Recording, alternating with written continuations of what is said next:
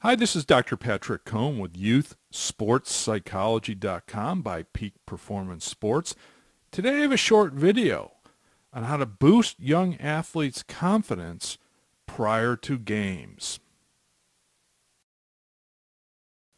This video is a preview of our new program in the Confident Sports Kids series titled The Confident Sports Kid, a 7-day plan for building ultimate self-confidence.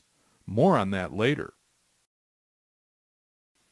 Obviously, confidence is one of the most important mental skills that young athletes can possess that are going to allow athletes to perform up at their peak level.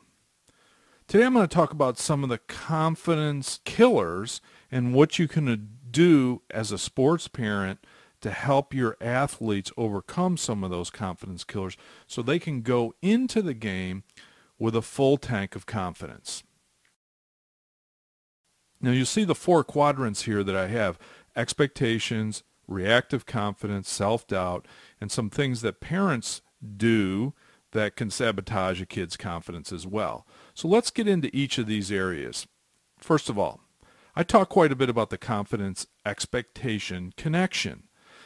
When kids have very strict or high expectations, they expect to be perfect, make no errors, they often sabotage their own confidence because they never feel like they're performing up to their level of ability. As a parent, you have to be careful about the expectations you knowingly or unknowingly place upon your kids, because when they don't reach those expectations, they can become very upset, and they can also lose confidence quickly when they think that they're not performing up to your expectations. Another confidence no-no is having reactive confidence.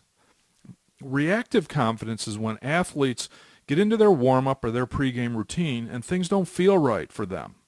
They're missing shots or missing passes or whatever it may be, and then they decide, well, I'm not very confident today. They're reacting to the warm-up. This also happens maybe at the first couple minutes of the game, the first inning, maybe a first game of the set, where the athlete will make some mistakes and say, I just don't have it today.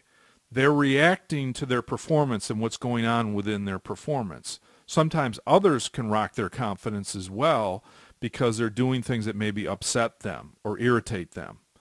So you have to be careful about this reactive confidence and encourage your athletes to take more of a what I call a long-term approach to their confidence and not allow the moment-to-moment ups and downs during competition or in their warm-up affect how they're going to feel at the start of the game.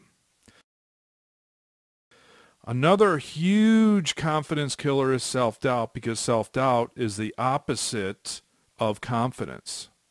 And athletes can have many different types of doubts or question marks about their ability, maybe the quality of the opposition, their own teammates, and whether their own teammates can come through, and whether they're getting the right coaching, for example. So self-doubt really will eat away at your athlete's confidence.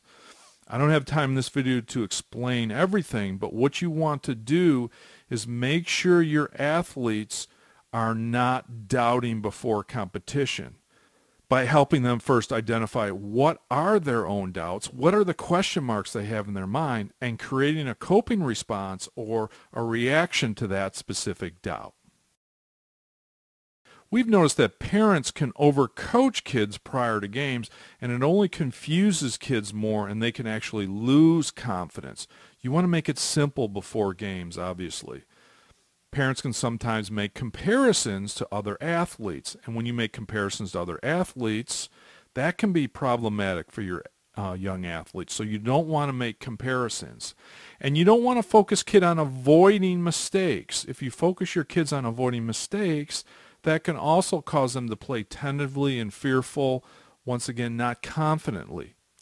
And likewise, your behavior, if you're acting very nervous before a game or very jittery, and your athlete can sense that, they often will pick that up and it'll make them nervous and not as confident. So you have to be careful of your own behaviors prior to a game. We suggest that you leave the coaches to the coaching and really less is better. Your athletes have been trained. They know what to do. You don't want to compound things, talk about mistakes, other competitors, for example, and overcoach them on technique. Let them play. Let them have fun. That will allow their confidence to thrive in that situation. Once again, I'm previewing our new CD and workbook program, the Confidence Sports Kid. It has 2 CDs, one training CD for parents and one training CD for kids. It also has a manual for parents and a workbook that walks kids through 7 days of confidence boosting exercises. Our new program will be out at the end of this week, which is February 25th. In the meantime, you can go to our website at youthsportspsychology.com and download a free ebook titled 10 Tips to Improve Young Athletes' Confidence and Success in Sports, and we'll let you know when the Confidence Sports Kid is available.